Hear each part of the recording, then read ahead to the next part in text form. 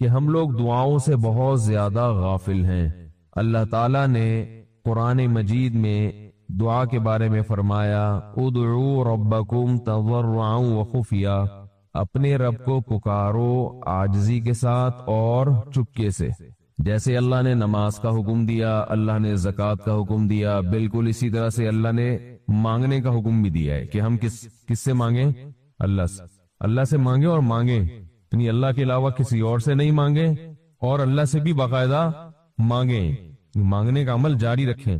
آج جہاں باقی عبادتوں میں سستی ہو رہی ہے، دعاؤں میں بھی لوگ پیچھے چلے جا رہے ہیں، مانگتے ہی نہیں ہیں، اور مانگتے ہیں تو پتہ نہیں کس اسٹائل سے مانگتے ہیں، توجہ نہیں ہوتی۔ اجتماعی دعاؤں پر زیادہ زور ہے، انفرادی پر زور نہیں ہے۔ کہیں مجمع دعا مانگ رہا ہوتا تو ہاتھ اٹھا کے آمین آمین شروع کر دیں گے، بس ٹھیک ہے، وہ بھی جائز ہے، لیکن دعا میں جو اصل ہے وہ انفرادی ہے۔ دیکھیں، جب آپ کسی سے اپنی حاجت پوری کرنے کے لیے، کچھ مانگنے کے لیے جاتے ہیں، تو اکثر آپ کی کوشش ہوتی ہے کہ اس سے اکیلے میں ملوں۔ اکثر کوشش کیا ہوتی ہے؟ سب کے سامنے نہیں، بلکہ آپ اس کو لیں گے، بھائی تھوڑی دیر کے لیے ذرا مفتی صاحب آپ سے کام ہے۔ ایسا ہی ہوتا ہے نا، ذرا چھاؤں میں آ جائیں تھوڑی دیر کے لیے۔ لوگ کہتے ہیں نا، مفتی صاحب کہہ رہے ہیں بھائی یہیں پوچھ لو، کہہ رہے نہیں ذرا سائڈ پہ آ جائے، تو سائڈ پہ جانے کے بعد پھر آپ کہتے ہیں یہ مسئلہ ہے، فلانا مسئلہ ہے، ڈمکانا مسئلہ ہے۔ تو سائڈ پہ لے جانے سے بعض دفعہ یہ بھی ہوتا ہے کہ سب کے سامنے آدمی اپنی بات نہیں لانا چاہ رہا ہوتا، اور بعض دفعہ یہ بھی ہوتا ہے کہ میں اپنی بات توجہ کے ساتھ سنا سکوں۔ تو دعا میں انسان، اللہ تو سب کی بات سنتا ہے، مجمع میں بھی اور تنہائی میں بھی، لیکن آپ دعا مانگنے میں جو آپ کی طبیعت لگے گی، توجہ سے مانگو گے، وہ تنہائی میں زیادہ شوق سے، زیادہ رغبت سے مانگ سکتے ہو۔ اجتماع میں ایسی رغبت اور ایسی شوق سے انسان دعا نہیں مانگ سکتا، تو انفرادی دعائیں ہی ختم ہوتی جا رہی ہیں۔ قرآن مجید میں اللہ تعالیٰ نے رمضان کی جو آیتیں ہیں، ان آیتوں کے بعد ذکر کیا وَإِذَا سَأَلَكَ عِبَادِي عَنِّي فَإِنِّي قَرِيب، اے نبی ان سے کہہ دیجئے کہ جب یہ مجھ سے میرے بارے میں پوچھیں تو آپ ان کو بتا دیں کہ میں بہت قریب ہوں تمہارے۔ اجیب دعوت الداعی اذا دعان، جب کوئی پکارنے والا، دعا مانگنے والا مجھ سے دعا مانگے گا تو میں اس کی پکار کا جواب بولے بھائی، اس پکار کا جواب دوں گا۔ پکار کا جواب دینے کا مطلب کیا ہوتا ہے؟ قبول کروں گا اس کی دعا۔ جواب کا یہ مطلب نہیں کہ اچھا میں نے سن لیا ہے، چلو۔ ایک جواب تو یہ بھی ہوتا ہے نا، اچھا اب چپ ہو جا، ہم کسی کو پکار رہے ہوں، اگلا کہتا ہے اچھا بھائی ٹھیک ہے، پتہ چل گیا، اب چپ کر کے بیٹھ جاؤ آرام سے۔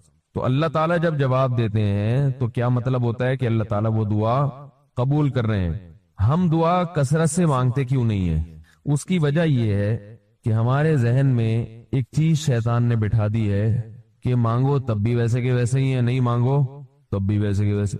وہ فلاں آدمی تو نہیں مانگتا، وہ تو پھر بھی اس کی تنخواہ اچھی مل رہی ہے، اور میں تو کئی سالوں سے دعائیں مانگ رہا ہوں، اے اللہ میری تنخواہ ڈبل نہیں کر سکتا تو کم از کم 50% ہی بڑھا دے، تو میں تو وہیں کا وہیں ہوں، میری تنخواہ میں تو کوئی اضافہ ہو نہیں رہا۔ تو ہم تو دیکھتے ہیں کہ ادھر دعا مانگو کچھ بھی نہیں ہو، سوائے ثواب کے کچھ بھی نہیں ملتا۔ یہ وہ چیز ہے جو انسان کو دعاؤں سے روکتی ہے۔ حالانکہ ہم پیغمبروں کی زندگی دیکھتے ہیں تو بات بات پر دعائیں مانگتے تھے، بہت کثرت سے، بہت زیادہ۔ نوح علیہ السلام، اچھا اللہ نے ان کی دعاؤں کو قرآن میں ذکر بھی کیا ہے۔ مناجات مقبولہ ایک دعاؤں کی کتاب ہے۔ حضرت مولانا اشرف علی تھانوی رحمہ اللہ تعالی نے قرآن اور حدیث کی دعاؤں کو ایک چھوٹی سی کتاب میں جمع کر کے ایک ہفتے پہ ڈیوائیڈ کر دیا ہے اس کو، کہ آپ روزانہ ان میں سے ایک حصہ پڑھیں گے تو پورا ہفتے میں وہ تقریباً تمام دعائیں کور ہو جائیں گی جو قرآن و سنت میں بیان کی گئی ہیں۔ وہ کتاب ضرور خریدیں، رکھیں اپنے پاس، مناجات مقبولہ کے نام سے۔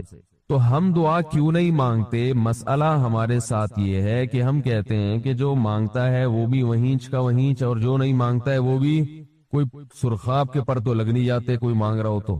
یہ وہ مسئلہ ہے جس کی وجہ سے لوگ دعائیں مانگنے میں بخل سے کام لیتے ہیں، جبکہ پیغمبر کثرت سے دعائیں مانگا کرتے تھے، بہت زیادہ۔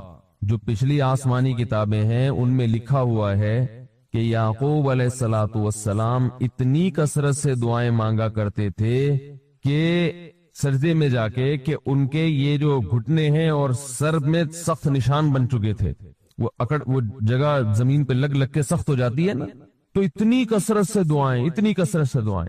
ہم نے جن بزرگوں کے ساتھ ٹوٹا پھوٹا وقت گزارا ان کو دیکھا کہ وہ دعا بہت لمبی لمبی دعائیں مانگا کرتے تھے، بہت لمبی.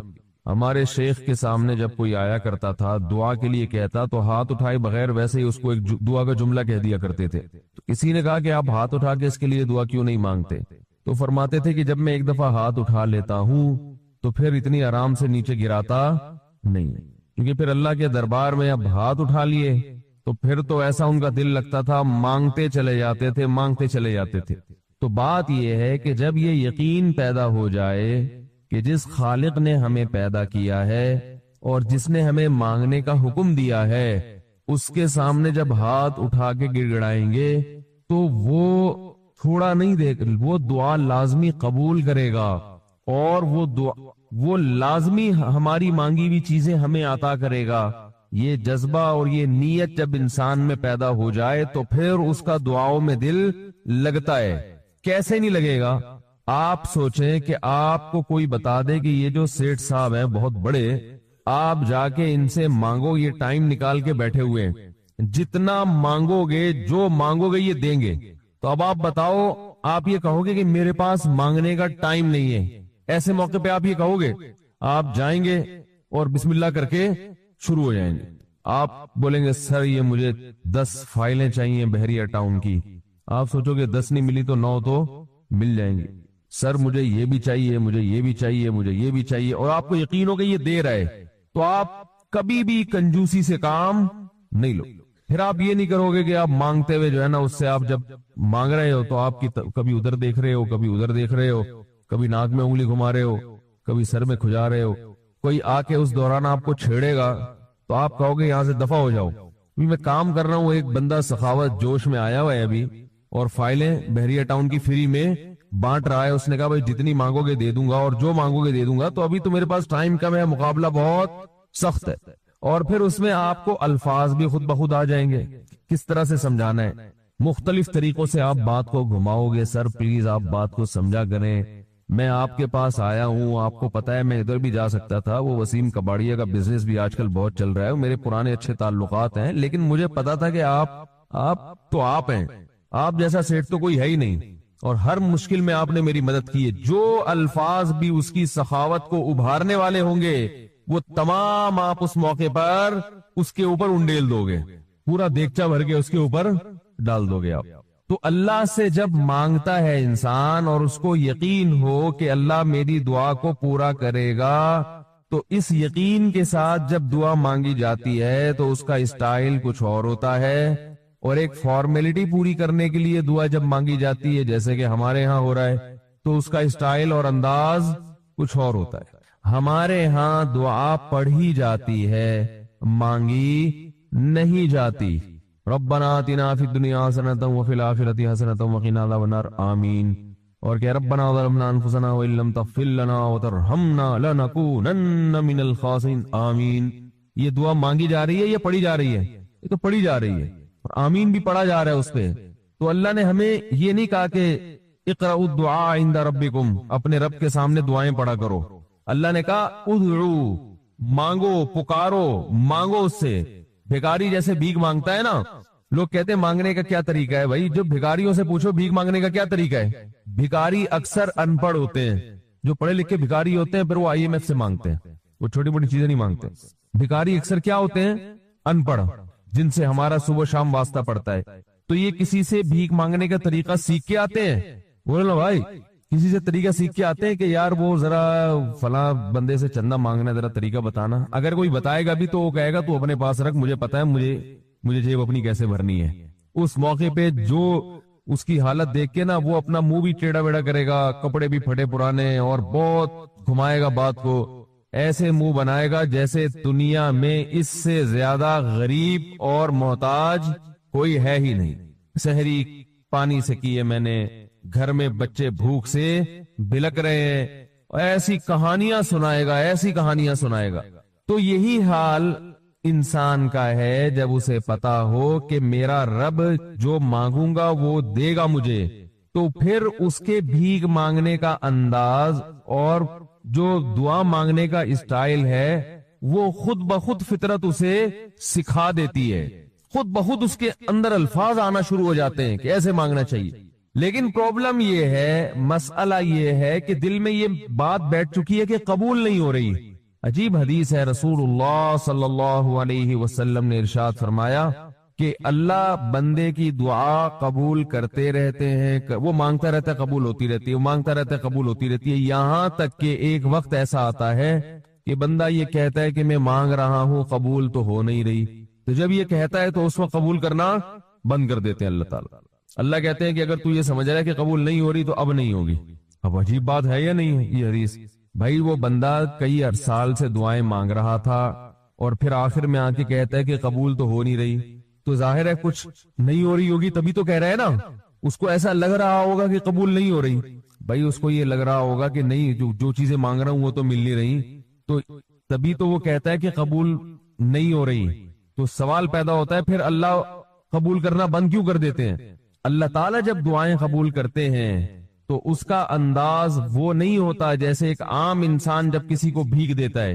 ایک عام فقیر جب آپ کے پاس آئے گا، آپ سے بھیک مانگے گا، 100 روپے دے دو، 20 روپے دے دو، آپ اٹھا کے 100 نہیں تو 20 10-20 تو پکڑا دیتے ہیں اس کو. تو وہ یہ سمجھتا ہے کہ میری دعا کیا ہو گئی؟ قبول. لیکن اللہ تعالیٰ اس طرح دعا نہیں قبول کرتے.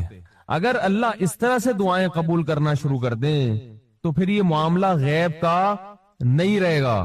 ادھر آپ نے دعا مانگی، اے اللہ میرے کاروبار کو بڑھا دے، لیلۃ القدر میں رو کے دعا مانگی، اور صبح صادق کے وقت آپ کا فون آیا کہ آپ کا کنٹینر کسٹم والوں کے شر سے محفوظ ہو گیا ہے، سمجھ میں پاس ہو گیا وہ، اور آپ کی چیز ڈبل قیمت پہ بک گئی ہے.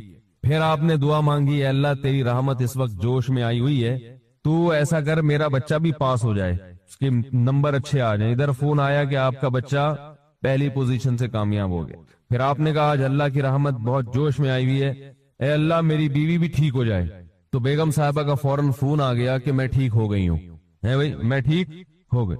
اے اللہ ساس صاحبہ بہت دنوں سے آگے بیٹھی ہوئی ہیں، جانے کا نام نہیں لے رہی، فون آ گیا کہ میں چلی گئی ہوں.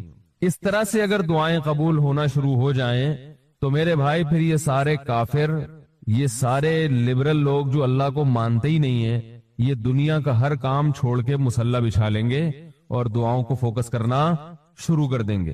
دعا قبول ہوتی ہے مگر اس شخص کی جو اللہ پر غیب پر ایمان رکھتا ہے، جسے دعا قبول ہوتی ہوئی نظر نہیں آتی مگر وہ یقین کرتا ہے کہ دعا قبول ہو رہی ہے. صرف اس شخص کی دعا قبول ہوتی ہے، اس کے علاوہ کسی کی قبول نہیں ہوتی.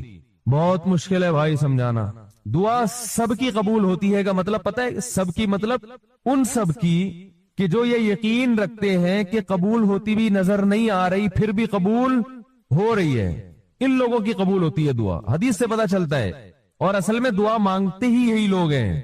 اب آپ کہیں گے بھائی نظر تو آ نہیں رہی، جب میں جو چیز مانگ رہا ہوں وہ مل نہیں رہی، تو کیا ایسے قبول کا کرنا کیا ہے بھائی؟ یہ تو صرف مشورے مل رہے ہیں ہمیں کہ پھر بھی مانگتے رہو. تو ہم نے وہ ایک فقیر تھا نا، ایک سیٹ صاحب کے پاس آیا، کہنے لگا کہ بھائی ذرا کچھ پیسے مل جائیں گے، گھر میں ضرورت ہے. تو اس نے کہا اتنے ہٹے کٹے ہو کے بھیک مانگتے ہو شرم نہیں آتی؟ تو اس نے کہا فی الحال میں نے آپ سے بھیک مانگی ہے، مشورہ نہیں مانگا. جب مشورہ مانگوں تو اس وقت مشورہ دے دینا کہ بھیک مانگنا میرے لیے مناسب ہے یا نہیں ہے بھائی. ابھی میں آپ سے پیسے مانگ رہا ہوں، مشورے کے لیے پھر کوئی اور ٹائم انشاءاللہ رکھ لیں گے، اس میں آپ سے مشورہ لوں گا کہ میرے جیسے آدمی کو بھیک مانگنا مناسب ہے یا نہیں. تو آپ کے ذہن میں بھی یہ خیال آ رہا ہوگا کہ ہم اللہ سے دعا مانگتے ہیں اور اللہ کی طرف سے جو چیز جو ہم مانگ رہے ہیں وہ تو مل نہیں رہی، بلکہ اللہ کی طرف سے مشورے مل رہے ہیں کہ مانگتے رہو قبول ہو رہی ہے، تو ہوتی بھی تو نظر نہیں آ رہی. کیا خیال ہے بھائی؟ قبول ہوتی بھی نظر تو نہیں آ رہی. تو یاد رکھیں دعا تو لازمی قبول ہوتی ہے. اگر آپ کو قبول ہوتی بھی نظر نہیں، دعا قبول ہونے کے انداز مختلف ہیں.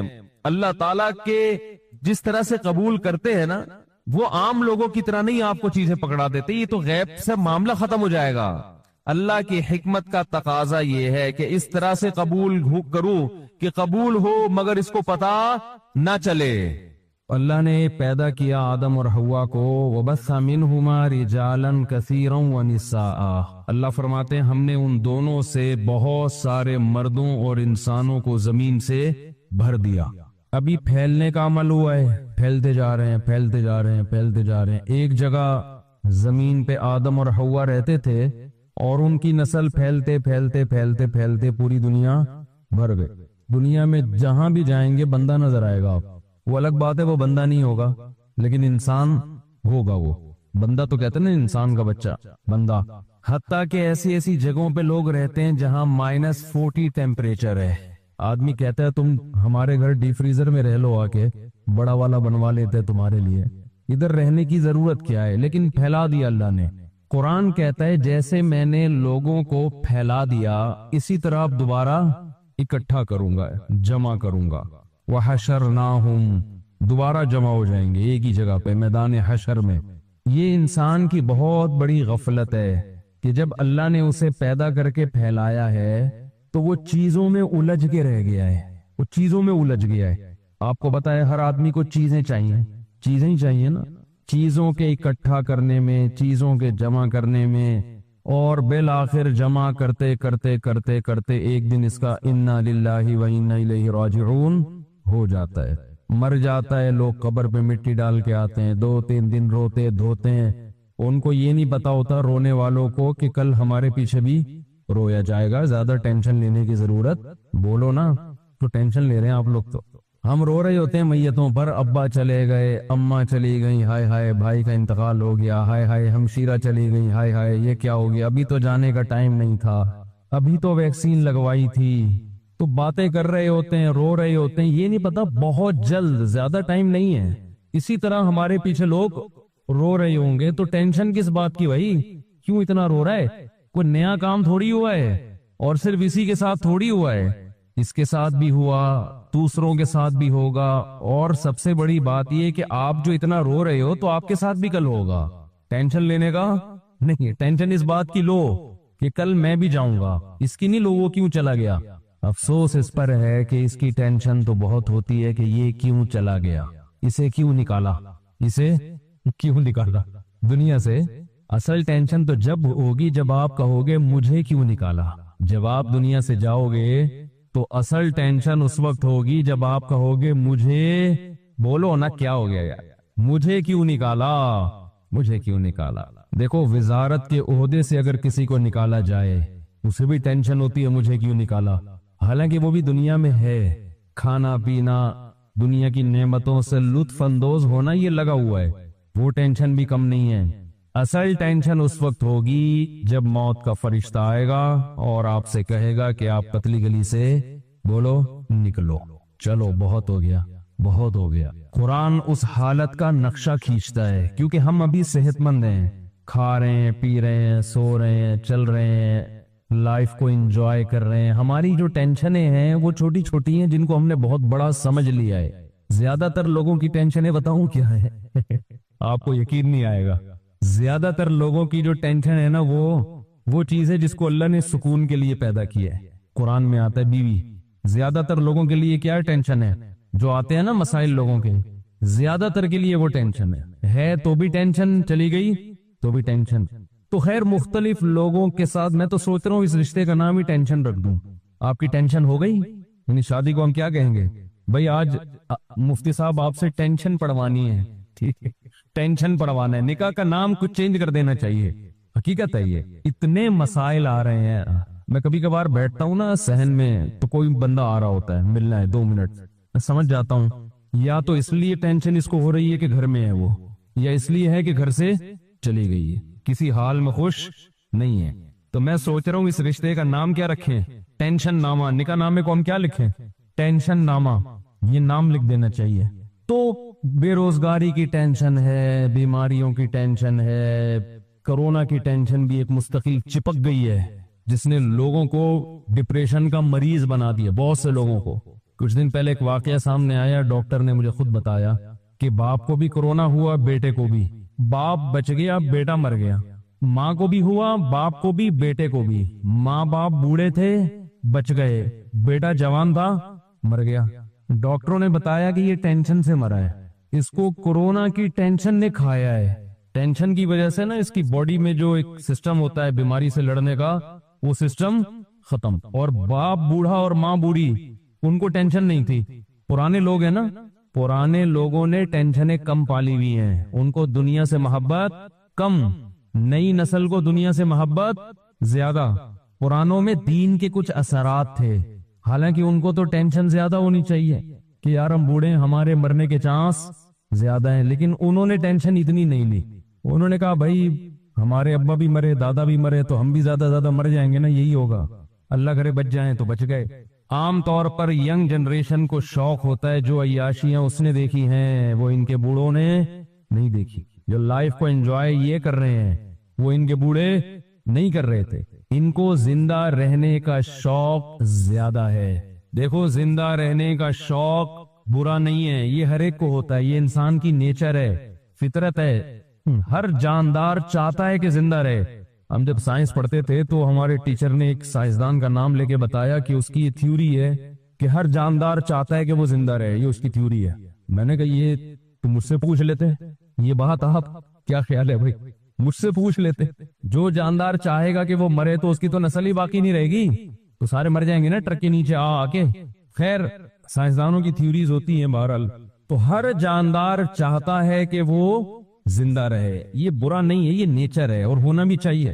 لیکن زندہ رہنے کی ہوس یہ بری چیز ہے. زندہ رہنے کی کوشش اعتدال سے، کیونکہ جو کام ہونا ہی ہے، جو چیز جو موت آنی ہی ہے، اس سے اتنی نفرت کس بات کی بھائی، یہ تو ہو گئی رہنا ہے نا.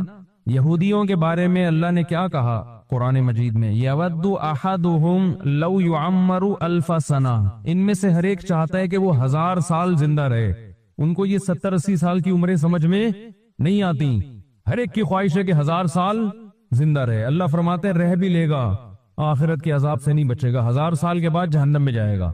مسلمان دنیا کو مسافر خانہ سمجھتا ہے. بس یہ بات بھی کھوپڑی میں بیٹھ جائے نا. میں اس ٹاپک کو بہت زیادہ چھیڑتا ہوں، حالانکہ میرا ارادہ اس ٹاپک کو شروع کرنے کا ہوتا نہیں ہے، کوئی اور ٹاپک ہوتا ہے، مگر یہ اس لیے چھیڑتا ہوں کہ یہ ویکسین ہے. یہ ویکسین آپ کو بچا لے گی دنیا کی محبت سے، اور دنیا کی محبت سے بچانے کے نتیجے میں جو دنیا کی محبت ہی انسان کو گناہ کرواتی ہے، شریعت کی خلاف ورزی کرواتی ہے. تو وہ محبت جب ختم ہو جائے گی تو شریعت کی خلاف ورزی ہوگی نہیں. یہ گناہ کے خلاف اینٹی باڈیز پیدا کرتی ہے آپ کے جسم میں، یہ گناہ کے سائیڈ ایفیکٹ سے بھی آپ کو روکتی ہے. تو اس لیے پھر اسی موضوع کو شروع کر دیتا ہوں کہ پہلے اس مردار کی محبت تو دل سے نکالو بھائی. یہ جو دیوار، اینٹیں اور دولت اور پیسہ اور گاڑی، یہ جو چپکنے والی چیزیں ہیں، ان سے تو اپنی جان چھڑاؤ، اس عذاب سے تو نکلو. اتنا مسلط کیا ہوا ہے، پتہ نہیں کیا سمجھتے ہیں جس کے پاس پیسہ ہے وہ دنیا کا کامیاب ترین آدمی ہے، سمجھتے ہیں کہ یہ تو بہت خوش قسمت ہے. ککھ بھی نہیں ہے. مرے گا تھوڑے دنوں میں، دیکھ لینا لاش پہ چلے جانا، جنازہ پڑھنا جا کے، کیڑے دیکھنا کتنے اس کی لاش پہ ہیں، گننا کھڑے ہو کر دیکھ رہے ہوتے ہیں. مگر جو اپنے اندر ایک جراثیم ہے نا، جرثومہ ہے دنیا کی محبت کا، پتہ نہیں یہ کس نے دماغ میں یہ بھوسا بھر دیا ہے ہمارے. یہ جو میں باتیں کہہ رہا ہوں یہ آپ کو نہیں، میں اپنے لیے بھی کہہ رہا ہوں، ہمیں بھی نصیحت کی ضرورت ہے نا. دماغ میں کسی نے یہ بھوسا بھر دیا ہے کہ یہ مرا ہے میں نہیں مروں گا. آپ کہہ سکتے ہو نہیں بھائی ایسا کوئی بھوسا نہیں ہے، ہمیں پتہ ہے کہ ہم بھی مریں گے. نہیں پتا بھائی، یہی تو بڑا فالٹ ہے. یہ زبان پہ رکھا ہوا جملہ ہے کہ میں مروں گا، یہ دل کے اندر نہیں ہے. مجھے لوگ پھر پتہ نہیں کہ سمجھاتے رہتے ہیں یہ کرو وہ کرو. ابھی پھر میں زیادہ پرسنل معاملات میں نہیں جانا چاہتا. یہ جو میں نے ہری پگڑی میں شادی کا قصہ سنایا ہے نا، جو میرا کلپ بڑا مشہور ہوا ہے، یہ میں نے دل پہ پتھر رکھ کے سنایا ہے.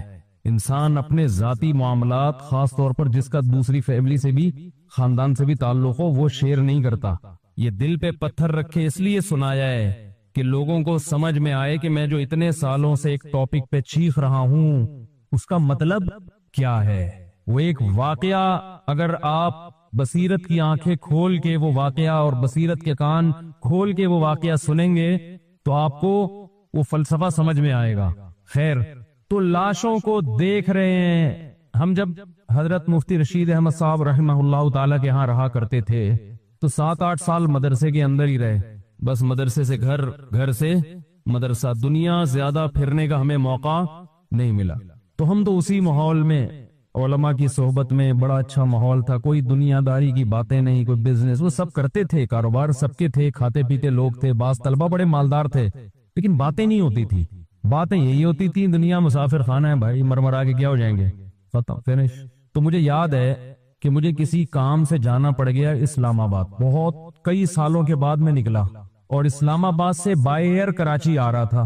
کئی سال علماء میں رہنے کے بعد جب میں اسلام آباد میں جہاز میں بیٹھا ہوں تو بالکل ایک ایسے ماحول میں مجھے بہت عرصے کے بعد بیٹھنا نصیب ہوا جو بالکل ہی ایک بے دینی کا ماحول. آپ کے ایئرپورٹ کا ماحول اکثر تھوڑا دین سے دور ہی ہوتا ہے نا, لبرل لوگ زیادہ جاتے ہیں جہازوں میں سفر, اور خاص طور پر اس زمانے میں جب میرا خیال ہے 97 98 کی بات کر رہا ہوں گا میں. اب تو عام آدمی بھی جہاز میں سفر کرنے لگا, پہلے تھوڑا سا ذرا اونچے لیول کے لوگ سفر کرتے تھے. تو میں نے جو جہاز میں مسافر دیکھے سب 3 پیس سوٹ ٹائی میں اکثر لوگ, اور بریف کیس ہاتھ میں, اکثر بزنس مین کا یہ سٹائل ہوتا ہے نا, اچھا سٹائل تھا. لیکن مجھے ایسا لگ رہا تھا مردہ لاشیں, ایک عجیب وحشت ہو رہی تھی ان کو دیکھ کے. معذرت کے ساتھ تھوڑے سے توہین آمیز الفاظ میں استعمال کر رہا ہوں, لیکن جو میرے دل کی کیفیات تھی وہ یہ تھی. عام طور پہ لوگ اس سٹائل کو اور ایسے تاجروں کو دیکھ کر متاثر ہوتے ہیں کہ یار یہ ہے سٹائل, زندگی کا سٹائل کیا ہے, بولو نا کیا ہو گیا.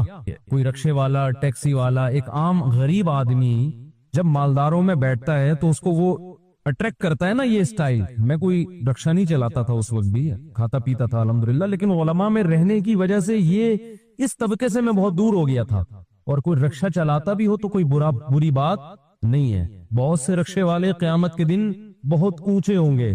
یہی چیز تو نکالنی ہے کہ رکشہ اور لینڈ کروزر میں فرق نہیں ہے. تو میرے ذہن میں ایک عجیب وحشت ہو رہی تھی ان کو دیکھ کے, نفرت جی ہو رہی تھی کہ یعنی ان سے متاثر نہیں ہو رہا تھا, مجھے اپنے حلیے پہ ناز ہو رہا تھا. ایک تو ڈریس کالے کوٹ, لباس تو سفید اچھا ہوتا ہے یار, جو ایک روحانیت ہے اس کے اندر. گورا بلیک کلر پہ فخر کرتا ہے. ہمارے نبی نے کس رنگ کو پسند کیا؟ سفید. کتنا فرق ہے بلیک میں اور وائٹ میں. آپ کبھی نہا دھو کے سفید کپڑے پہن کے مسجد آئیں, ایک الگ ہی آپ کو, اور میں آپ کو گارنٹی سے کہتا ہوں آپ 2-4 مہینے وائٹ کلر پہنے, اس کے علاوہ کچھ نہیں, پھر آپ کو وائٹ کے علاوہ وحشت ہوگی. آپ اللہ نے سفید کلر میں, سفید رنگ میں مرد کے لیے اتنی روحانیت رکھی ہے. دوسری بات, چونکہ وہ سارے تاجر تھے, نماز کا تو کسی کو خیال نہیں تھا. ایک ذہن میں ایک چیز آ رہی تھی کہ یہ اس دنیا کا جو مسافر خانہ ہے نا, جو بے وفا دنیا ہے, اس سے محبت کرنے والے لوگ ہیں. کیسے بے وقوف لوگ ہیں یہ, ہم سے اچھے ہی ہوں گے, لیکن جو میری جو فیلنگ ہے میں تو وہ بتاؤں گا نا. وہ فیلنگ صحیح تھی غلط تھی میں اس پہ بحث نہیں کر رہا. لوگ پھر کہتے ہیں آپ توہین کر رہے ہو, انسلٹ کر رہے ہو. انسلٹ نہیں کر رہا. وہ میں نے پچھلے دفعہ بیان میں کہا نا, میں نے لنگڑی خواتین کو بھی نکاح کا پیغام بھیجا, بہری کو بھی. کسی نے کہا دیکھو لنگڑی عورتوں کا مذاق اڑا رہا ہے. ابے لنگڑی عورتوں کا مذاق کون اڑا رہا ہے؟ اس میں مذاق اڑانے والی کیا بات ہے؟ ہم تو اپنا واقعہ سنا رہے ہیں کہ ہم نے ہر طبقے کو پیغام بھیجا تھا. ہاں یہ کہہ سکتے ہیں کہ لنگڑی کے بجائے یہ کہہ دیتے پاؤں سے معذور, تو یہ الفاظ نامناسب تھے, لنگڑے کے لفظ. یہ میں اس سے رجوع کرتا ہوں, لیکن جب منبر پہ آدمی گھنٹے گھنٹے بیان کرتا ہے تو 2-4 الفاظ دائیں بائیں ہو جاتے ہیں. باقی کسی کی پاؤں کے معذور کا مذاق اڑانا یہ تو بہت بڑا جرم ہے. نبی صلی اللہ علیہ وسلم نے فرمایا کسی کے عیب پر کا مذاق مت بناؤ, اس کا امکان ہے اللہ اسے صحت دے دے اور اس بیماری میں تمہیں مبتلا کر دے. اصل تو آخرت ہے, آخرت میں پتہ چلے گا کون کتنا بڑا فنٹر تھا دنیا میں. تو میں جب ان کو دیکھ رہا تھا تو مجھے ایک عجیب وحشت ہو رہی تھی اس ماحول میں, جہاز کے اس ماحول میں. وحشت یہ ہو رہی تھی کہ یہ سارے یا ان میں سے اکثر بریف کیس میں دولت لے کے گھوم رہے ہیں, یہ نوٹوں سے محبت کرنے والے لوگ ہیں. یعنی جو میری کیفیات تھی نا وہ میں آپ کو سمجھا نہیں سکتا. اچھا میری تو یہ کیفیات پورے راستے کے یار کن لوگوں میں بیٹھ گیا ہوں. مجھے وحشت ہو رہی تھی, میرا دل چاہ رہا تھا کہ میں یہاں سے اٹھوں, اسی ماحول میں جاؤں جو مجھے وہاں مدرسے میں ملا ہے. میری یہ فیلنگ تھی جس کی وجہ مجھے سمجھ میں نہیں آ رہی تھی. بات آئی گئی ہو گئی, اتفاق سے ہمارے حضرت مفتی رشید احمد صاحب کا سفر ہوا. امریکہ گئے یا پتہ نہیں کہاں جانا ہوا ان کا. بیان کے بعد انہوں نے کہا بہت دنوں کے بعد نکلا ہوں میں. عجیب لوگ دیکھ کے مجھے کیا ہو رہی تھی؟ وحشت. پھر فرمایا جب میں یہاں آیا ہوں طلبہ کو دیکھا ہے, ماشاءاللہ ان کے چہروں پہ داڑیاں, چہروں پہ رونق, نماز کے نشان. فرمایا ایک عجیب روحانی سکون مل رہا ہے. تو میری جو کیفیت تھی مجھے خیال ہوا کہ یہ ہمارے شیخ کی وہی کیفیت. اس سے پتہ چلتا ہے کہ اہل اللہ کی صحبت کتنی اہم چیز ہے. بہت سی چیزیں جو کتابوں سے انسان نہیں سمجھ پاتا, بیانات سے نہیں سمجھ پاتا, وہ انسان اہل اللہ کی صحبت میں رہ کے سیکھتا ہے. آپ کے دل کی کیفیات بدلتی ہیں. اب آپ کہہ سکتے ہو اس میں وہ کون سا ہو گئی، نہا دھو کے نہیں بیٹھے ہوئے تھے کیا؟ بدبو آ رہی تھی کیا ان کے جسم سے جہاز میں جو مفتی صاحب کو وحشت ہو رہی تھی؟ کیا ہو گیا بھائی؟ آپ کہہ سکتے ہیں کہ اسلام آباد سے جب ہم چڑھے جہاز میں اور وہ سارے کوٹ ٹائی والے تاجر بیٹھے ہوئے تھے اور ان میں ایک آدھ اچھے بھی ہوں گے، نمازی بھی ہوں گے، اکثر تو بےچارے بے نمازی دنیا دار قسم کے لوگ تھے، تو کیا ان سے کیا بدبو آ رہی تھی جو آپ کو اتنی وحشت ہو رہی ہے؟ یہ روحانی بدبو ہوتی ہے، یہ جسمانی بدبو بولو نہیں ہے، یہ روحانی بدبو ہے. یہ روحانیت پیدا ہوتی ہے اہل اللہ کی صحبت میں، اللہ والوں کی صحبت میں وقت گزار کے. ہمیں یاد ہے ہم بچپن میں جب بنوری ٹاؤن جایا کرتے تھے، ایسا لگتا تھا ایک نور برس رہا ہے آسمان. ہم تو یونیورسٹی کالج کے ماحول میں رہنے والے. ارے ہم اسکول سے نکلتے تھے، گھر سے نکلتے تھے بیگ لٹکا کے اسکول جاتے تھے، ایک نمبر کے شرارتی، اللہ معاف فرمائے. اسکول پہنچتے پہنچتے اڑنگیاں دینا ایک دوسرے کو. اسکول بھی ہمارا قریب نہیں تھا. اب تو بچے گھر سے نکلے وین میں بیٹھے، مائیں لپائی پتائی کر کے ان کو ڈسٹمپر سے وہ ہر طرح سے تیار کر کے دھکا دیا گاڑی میں، وہاں اسکول میں اترے، وہاں ان کو ٹیچر نے ریسیو کیا بڑی تمیز کے ساتھ، آئیے بیٹھیے تشریف رکھیے، بڑی عزت، ان کی باپ سمجھ کے ان کو گھر میں پالا جا رہا ہوتا ہے. پھر وہاں ڈانٹنا نہیں ہے، مارنا تو سوال ہی، ڈانٹنا بھی نہیں ہے. بچے کی رسپیکٹ مجروح ہوتی ہے، اس سے سیلف رسپیکٹ پہ اثر پڑتا ہے. ایکچولی بچے کی مینٹل گروتھ نہیں ہو پاتی. ایک نمبر کا فرعون متکبر بنتا ہے وہ. کبھی کبھار چلتے پھرتے ویسے ہی ہلکا پھلکا بچے کو ایک آدھ چماٹ، زیادہ نہیں، زور سے نہیں، کبھی کبھار. زیادہ کرو گے تو بد اخلاقی ہے یہ. وہ پوچھے کیوں مارا، کہہ رہے یہ بتانے کے لیے کہ میں باپ ہوں. ایسا نہ ہو تھوڑے دنوں میں وہ اپنے آپ کو باپ سمجھنے لگتا ہے. یہ ہو رہا ہے. کل میں جی ٹی وی پہ انٹرویو دے رہا تھا تو کسی لبرل نے یہ کہا کہ آج کل ماں باپ بچوں کے حقوق ادا نہیں، کھلا نہیں رہے ان کو، ان پہ خرچ نہیں کر رہے. یہ پتہ نہیں کون سی دنیا میں رہتے ہیں. لاکھوں میں ایک والدین ایسے ہوتے ہیں جو بچوں پہ خرچ نہیں کرتے. 99% والدین بچوں پہ ان کی ضرورت سے زیادہ خرچ کر رہے ہو، سب کچھ لٹا کے کھلا رہے ہوتے ہیں. یہ پتہ نہیں کون سی دنیا میں یہ لبرل لوگ رہتے ہیں، پھینکنے کے لیے بیٹھے ہوئے ٹی وی میں، دیکھتے رہو بس بیٹھ گئے. اپنے معاشرے کو بس نیگیٹو کر کے دکھاؤ کہ ہم گندے ہیں. اور بھائی ہمارے یہاں اولاد پہ باپ اتنا خرچ کرتا ہے کہ آپ کی گورا تو ایک کمبخت ایک دھیلا خرچ نہیں کرتا اپنے اولاد پہ. وہ بچوں کے بڑے حقوق ہیں وہاں پہ. اور ہمارے ہاں باپ آدھا ہو جاتا ہے، بال گر جاتے ہیں اس کے سر کے. بچوں کے اسکول کی فیسیں، بچوں کو جو کہے گا کمبخت وہ کھلائے گا اس کو. جیم سے کھانی ہے ڈبل روٹی، جیم بھی رکھا ہوگا فریج میں. انڈا کھانا ہے، انڈا بھی پڑا ہوگا. آج کا بچہ، باپ میں یہ مجال نہیں ہے کہ بچے کو انڈا کھانا ہے اور باپ کہ نہیں تو جیم سے روٹی کھائے گا. وہ پرانا زمانہ تھا ونس اپون اے ٹائم کہ جو پکائے کھا، تیری مرضی کا نہیں. ہمارا اللہ کا شکر ہے مالی حالات بہت اچھے تھے، لیکن ہماری ماں نے ہمیں اپنی مرضی کا کھلایا ہے، ہماری مرضی کا نہیں. مجھے اپنی والدہ کا وہ چمٹا یاد آتا ہے، گرم چمٹا جب روٹی پکاتی تھی نا تو اب آلو کی بھجیا پکی ہوئی ہے بالفرض، مولی کی بھجیا پکی ہوئی ہے، ہمیں تو اچھی نہیں لگتی تھی مولی کی بھجیا، بنی ہوئی ہے تو ہم بیٹھے ہوئے نہیں کھایا جا رہا، ہم سے دل ہی نہیں چاہ رہا کھانے کا. وہ انڈے والا برگر منگوا دو. ٹھیک ہے. نہیں، مجھے یاد ہے ہماری والدہ چمٹا گرم گرم نا ہماری طرف کرتی تھی، یہ لگاؤں گی کھاؤ اس کو بیٹھ، تمہارے باپ کو بھی یہی کھانا ہے. صحیح ہے نا. تو خیر کیا بات چل رہی تھی، کدھر چلا گیا؟ تو بات کیا کر رہا تھا، وہ سارا دماغ ہی کہیں اور چلا گیا یار. وہ بچوں کو بٹھاتے ہیں اسکول میں، آپ دیکھو نا ایسی لپائی پتائی ہو رہی ہے ان کی. پھر کمبختوں کو پڑھا کیا رہے ہیں؟ پڑھا تو ان کو سیب دیا ہوا ہے اس میں یلو کلر کرو. یہ ایجوکیشن جس کے ہم 6-6 ہزار روپے اسکولوں میں سیب میں رنگ بھرنے کے لیے، فضول قسم کی ٹائم ویسٹنگ. 2-4 انگلش میں نظمیں سکھا دیتے ہیں تو ماں باپ کو چونکہ وہ بھی نہیں آتی تو ماں باپ سمجھتے ہیں بچہ فل ایجوکیٹڈ، ماشاءاللہ بہت ہائی لیول کی تعلیم حاصل کر رہا ہے. Twinkle twinkle little star how I wonder what you are, وہ پتہ نہیں کیا نظم تھی. کیونکہ ماں باپ کو یہ بھی نہیں آتی تو وہ سمجھتے ہیں بچہ بہت گرو کر رہا ہے ماشاءاللہ. یوں قتل سے بچوں کے ہوتا نہ وہ بدنام. فرعون کے بارے میں اکبر الہ آبادی نے یہ شعر کہا تھا، فرعون نے بڑا جرم کیا، بدنام ہو گیا کہ بنی اسرائیل کے بچوں کو قتل کرنا شروع کر دیا اس نے، بدنام ہو گیا قیامت تک کے لیے. ارے تو نے نسل تباہ کرنی تھی، اسکول کھول دیتا یار. بنی اسرائیل کے بچے اس میں جاتے، تعریف بھی کرتے کہ فری پہ تعلیم، فرعون نے ہمارے لیے فری ایجوکیشن کا انتظام کیا ہے. اس کے بعد ان کو کلر کے ڈبے پکڑا دیتا، یلو کلر، کیلے میں کیا رنگ بھرو؟ پیلا. یلو ڈے مناؤ، پھر ریڈ ڈے مناؤ. بنی اسرائیل اسی میں الجھ کے رہ جاتی.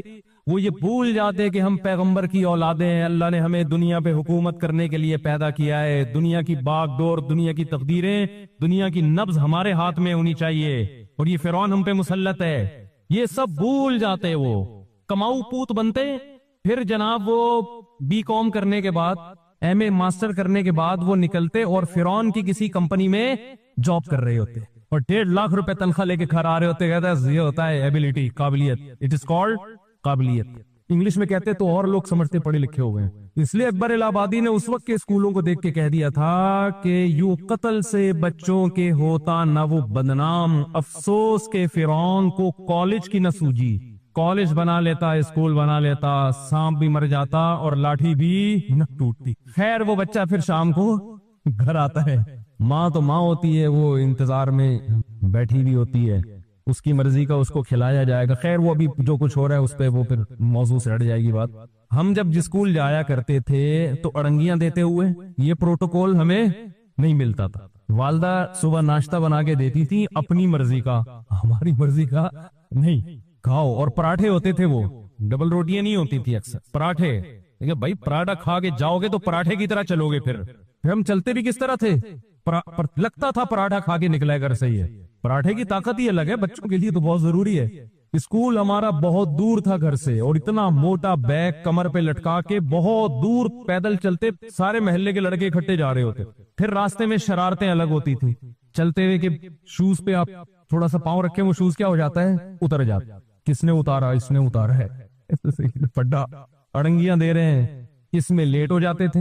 ظاہر ہے جب آپ اس اسٹائل میں اسکول جائیں گے تو آپ لیٹ ہو جائیں گے. تو پی ٹی ماسٹر کھڑے ہوتے تھے ڈنڈا لے کے، چلو بھائی ہاتھ. پھر 2-4 ڈنڈے کھائے. کبھی اس استاذ کے خلاف دل میں بدگمانی نہیں ہوئی، بھائی استاذ ہے بڑا ہے، اس کا حق ہے. وہ یہ تھوڑی کہ جانوروں کی طرح پیٹ رہا ہے. 2-4 ڈنڈے تو حق بنتا ہے نا. ہمیں یاد ہے ایک ادھر کھایا، ایک ادھر آیا، ایک ادھر آیا، 4 کھائے. چل بھائی، ہم نے کہا کوئی بات نہیں، راستے میں جو دنگا مستی ہوئی ہے اس میں 4 ڈنڈے چلتے ہیں، ٹھیک ہے نا. تو اب بچوں کا کانفیڈینس ہی ختم ہو گیا، نفسیاتی مریض بن رہے ہیں یہ بچے. ان کو باپ بنایا ہوا گھر میں. میرے پاس فیملیز آتی ہیں، باپ اپنے بیٹے کو لے کر آتا ہے، عمر سے پتہ چلتا ہے کہ یہ باپ ہے، ورنہ حرکتوں سے لگ رہا ہوتا ہے کہ باپ کون ہے ان میں. باپ آہستہ آواز سے بات کر رہا ہوتا ہے کہ میرے بچہ کا میٹر نہ گھوم جائے، اور بیٹا اچھل اچھل کے چیخ رہا ہوتا ہے باپ کے سامنے. یہ ہو رہا ہے مارکیٹ میں. تو تم جن کو جن رہے ہو نا، یہ تم اپنے باپوں کو پیدا کر رہے ہو، اپنی اولادوں کو پیدا نہیں کر رہے. تو ان کو شروع سے ہی تھوڑا سا، میں یہ نہیں کہہ رہا ظلم کرو، بد اخلاقی کرو، محبت بھرپور دو، لیکن ٹائٹ کر کے بھی رکھو، کھینچ کے رکھو تھوڑا سا. محبت اور سختی ساتھ ساتھ چلیں. محبت کا کیا مطلب ہے؟ ان کے حقوق کا خیال رکھو، ان سے بات کرو اچھے انداز سے، اچھے اخلاق سے. دیکھو لقمان علیہ السلام نے اپنے بیٹے سے کیا کہا؟ یا بنیا، میرے پیارے بچے. القابات دو ان کو، لیکن کچھ پابندیاں ان کے اوپر ہونی چاہیے، ان سے تجاوز نہ کرنے دو. ہر خواہش اگر ان کی پوری کرو گے. وہ تو ایک صاحب نے مجھے کہا میں اپنے بچے کو لے جاتا ہوں دکان پہ اور کہتا ہوں جو چاہیے میں تجھے دلاؤں گا. وہ اتنا ہی شاپنگ کرتا ہے. میں نے کہا یہ کل چور بن سکتا ہے، ڈاکو بن سکتا ہے. اس کی ساری خواہشات پوری کرو گے تو کل جب کوئی خواہش پوری نہیں ہوگی تو یہ بندوق اٹھانے پر مجبور ہوگا. اسلام میں روزے کا حکم ہے تاکہ خواہشات کو کنٹرول کرنا ہم سیکھیں. خیر بات یہ چل رہی تھی کہ اللہ نے آدم اور حوا کے ذریعے انسانوں کو زمین میں بھر دیا، اب پھیلا دیا. تو قرآن کہتے ہیں ان پھیلاؤں کو میں کیا کروں گا؟ سمٹاؤں گا، اکٹھا کروں گا. چلو بس صحیح. تو اکٹھا کرنے کا کی جو پہلی سیڑھی ہے وہ ہے پتلی گلی.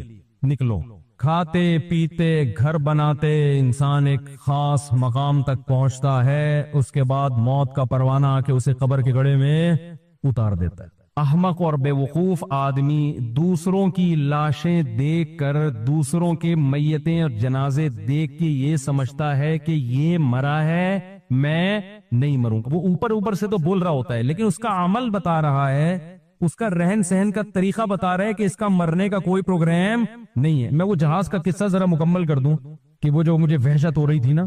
دیکھیں جب آپ یہ کیوں ہو رہی تھی اس کو میں ذرا ڈیفائن کرتا ہوں. جب آپ صاف ستھرے لوگوں میں رہو، چاہے وہ غیر مسلم ہی ہو، ہر وقت نہاتے دھوتے صاف ستھرے کپڑے پہنتے ہو، تو اگر کوئی آپ کو بھنگیوں میں لے جا کے بٹھا دے آپ گزارا کرو گے؟ ہے بھائی، جو نہ کھانے سے پہلے ہاتھ دھوتا ہو، نہ کبھی نہاتا ہو، نہ دانت صاف کرتا ہو، ادھر ہی تھوک دیتا ہو، کتنی گھن آئے گی نا آپ کو. حالانکہ آپ نے گندگی کے خلاف کبھی بیان نہیں سنا ہوگا. لیکن جو فیملی صاف ستھرے رہتے ہیں ان کے عادت ہے، میں نے اکثر دیکھا ہے لوگ سفر میں واش روم نہیں جا رہے ہوتے، ان کو گھر کے صاف ستھرے واش روم کی عادت پڑ چکی ہوتی ہے.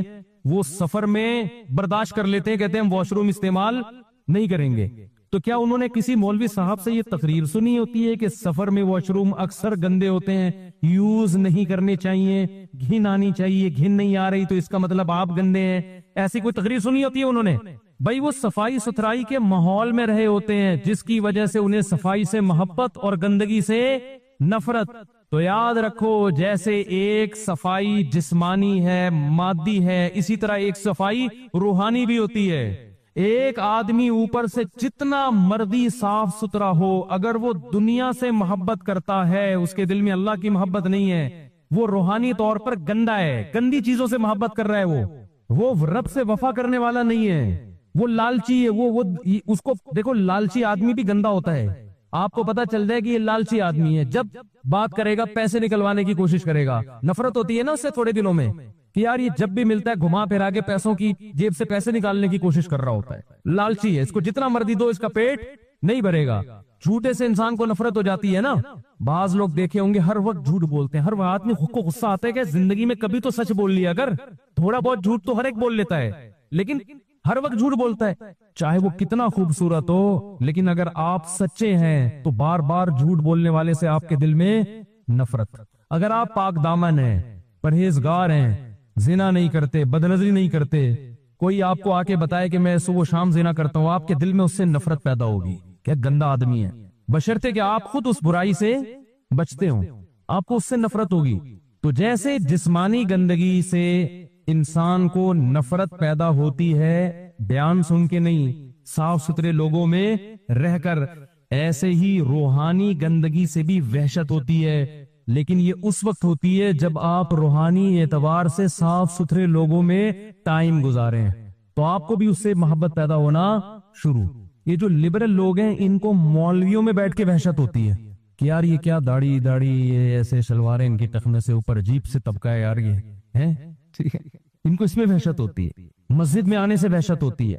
ہمیں یاد ہے میں پہلے جہاں رہا کرتا تھا، ایک صاحب 30 سال سے ہم نے ان کو مسجد میں نہیں دیکھا تھا، ہم نے پوری جہاں جس علاقے میں میں نے ٹائم گزارا نا بہت زیادہ، 30 سال کے عرصے میں ان کو کبھی مسجد میں، مسلمان تھے، مسجد میں نہیں دیکھا، حالانکہ مسجد کے قریبی گھر تھا۔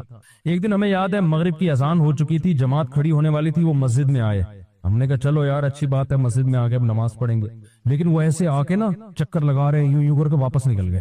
بھائی جماعت کھڑی ہو رہی ہے، آج اتفاق سے آ گئے، وہ کسی کو تلاش کرنے آئے تھے، لیکن ان کی چہرے پہ جو وحشت تھی نا مسجد میں آنے کے بعد، اس وحشت سے لگ رہا تھا کہ ایسا لگ رہا ہے جیسے جیل میں آ گئے ہوں۔ ایسے بوڑھوں کے واقعات میں نے سنے ہیں کہ ان سے کہا گیا کہ اب آپ کی زندگی گزر گئی، ساری زندگی نماز نہیں پڑھی، اب موت کا وقت قریب ہے، اب تو آ جاؤ مسجد۔ تو جواب میں کہتے ہیں مسجد میں آتا ہوں تو مجھے عجیب وحشت شروع ہو جاتی ہے، گھبراہٹ بے چینی شروع ہو جاتی ہے، جیسے بھنگی کو آپ کسی دن نہلا دو بے ہوش ہو جائے گا، وہ اس کو گٹر چاہیے، اس کو بدبو چاہیے۔ اور یہ میں نے دیکھا ہے، آپ مذاق نہ سمجھیں، جو گندگی کے عادی ہوتے ہیں نا ان کو صفائی سے نفرت ہو جاتی ہے، وہ کہتے ہیں پتہ نہیں کیوں نہا رہے ہیں، حیرت کی بات، ایسے لوگ ہیں ان کو پتہ نہیں پانی کی مچھلی بنے ہوئے ہیں، خوشبو سے نفرت، ایسے لوگ بھی ہم نے دیکھے، خوشبو سے گھن آتی ہے، بدبو ان کو اچھی لگتی ہے، یہ ہو جاتا ہے تھوڑے دنوں میں۔ چائنا والے جو گند کھاتے ہیں اچھا لگتا ہے تبھی تو کھاتے ہیں نا، تو کتے بلی کھا رہے ہیں تو وہ گند اچھا لگ رہا ہے تبھی تو کھا رہے ہیں، ہمارے سامنے کو کتا رکھ کے دکھائے اس کو کتا بنا دیں گے ہم تھوڑی دیر میں، حقیقت ہے یہ۔ تو مجھے یاد ہے ہم جب بچپن میں بنوری ٹاؤن جایا کرتے تھے، کیونکہ ہم کالج کے ماحول میں پڑھتے تھے، اسکول کا ماحول تھا، وہاں یہ روحانیت والا ماحول نہیں تھا، وہاں تو اڑنگیاں دینے والا ماحول تھا، لیکن وہ بھی اس سے پھر بھی اچھا تھا جو آج کل ماحول ہے۔ تو ہمیں ایک عجیب روحانیت محسوس ہوتی، وہاں طلبہ کے چہرے ایک عجیب رونق، چھوٹی چھوٹی ان کے جو بچوں کے داڑیاں نکل رہی ہوتی ہیں نا، ٹین ایجز لڑکوں کے چہروں پہ ایک رونق، نماز کے وقت میں سارے سب وسطہ ہو کے نماز، زمین پہ بیٹھ کے پڑھ رہے ہیں، نہ کوئی ڈیسک، نہ کوئی میز، نہ کوئی کرسی، نہ کوئی تپائی، سادہ ماحول، نیچے کارپٹ پہ بیٹھ کے ایک استاذ بیٹھا ہوا ہے، سامنے حدیث کی کتاب رکھی ہوئی ہے، فقہ کی کتاب رکھی ہوئی ہے، وہ ان کو لیکچر دے رہا ہے، وہ سب بیٹھ کے پڑھ رہے ہیں۔ تو ہم آپس میں تبصرہ کرتے تھے یار کہ ان کا کتنا سادہ ماحول ہے، اور ہم جو اسکولوں میں پڑھتے ہیں اس ماحول میں اور اس ماحول میں کتنا فرق ہے، ایک عجیب روحانیت۔ اور یہ بات میں نے محسوس نہیں کی، بہت سے لوگوں نے مجھے بتائی، اور آپ جائیں گے مدارس آپ کو یہ روحانیت لگے گی، بشرطے کہ اپنے اندر کی روحانیت بالکل ختم نہ ہو گئی ہو، ختم ہو گئی پھر آپ کو وحشت ہوگی کہ کہاں آ گیا میں۔ تو انسان جب ان لوگوں میں اٹھتا بیٹھتا ہے جو دنیا سے محبت نہیں کرتے، اللہ سے محبت کرتے ہیں، تو اسے پھر دنیا سے محبت کرنے والوں میں بیٹھ کر سکون محسوس نہیں ہوتا. انہی دنوں میں میری نظر کا کوئی مسئلہ تھا, ٹیسٹ نظر ٹھیک تھی, میں سمجھا کہ خراب ہو رہی ہے, کچھ آنکھ میں کچھ پرابلم چل رہی تھی, تو میں آئی اسپیشلسٹ کے پاس چلا گیا. انہی دنوں میں ایسے کبھی کبھار باہر نکلنا ہوتا تھا, تو 5-6 بڑے بڑے ڈاکٹر بیٹھے ہوئے تھے, لمبے ترنگے چوڑے, ماشاءاللہ بڑی پرسنالٹی تھی ان کی. آنکھیں انہوں نے میری ٹیسٹ کی, انہوں نے کہا بھائی 6 پیسز کوئی پرابلم نہیں ہے. میں نے کہا پھر یہ کیا ہو رہا ہے؟ انہوں نے پھر کوئی وائٹامن کی گولیاں لکھ کے دے دی.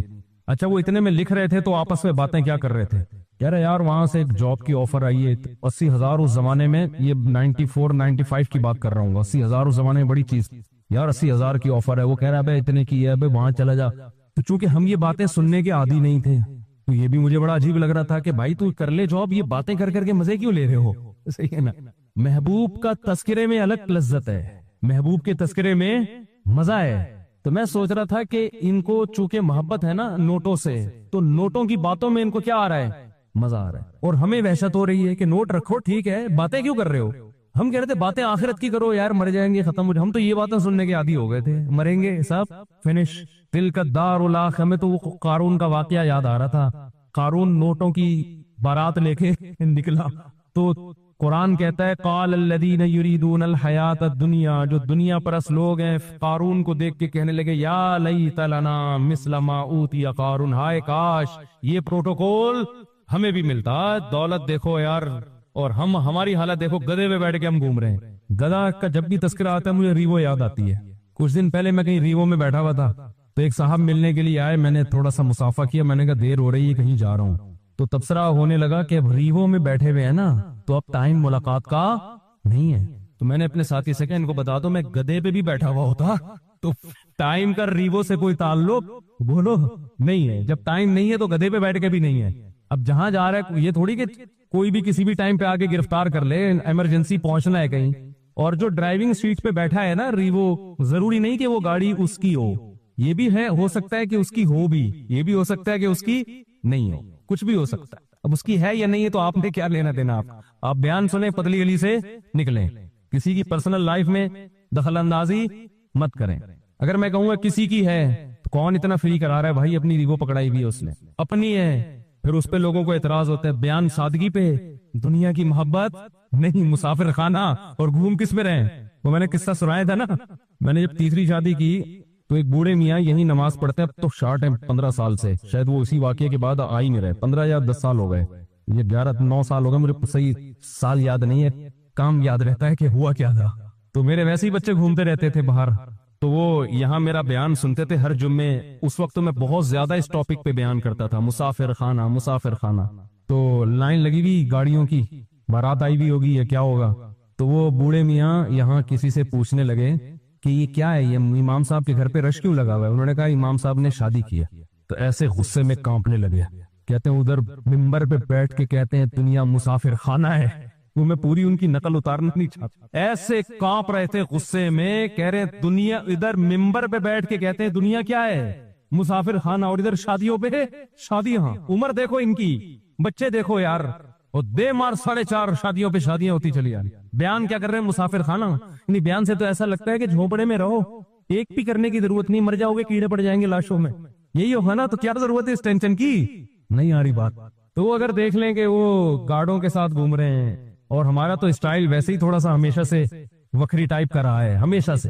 میں جب مدرسے میں پڑھتا تھا تو مدرسے کے مالدار طلبہ جو مجھ سے 10 گنا زیادہ مالدار تھے, وہ مجھے اپنے سے زیادہ مالدار سمجھتے تھے میرے لائف اسٹائل کی وجہ سے. کیونکہ ہمارے خاندان نے ہمیں یہ سوچ دی کہ سوچ غریبوں والی, بولو بھائی, کھاؤ پیو موج, جو حلال نعمتیں اللہ نے دی ہیں. تو آپ بھی کہہ سکتے یار یہ باتیں کر رہے ہیں موت کی, اور مثالیں گاڑیوں کی, اور یہ جو بزرگ نے کہا تھا.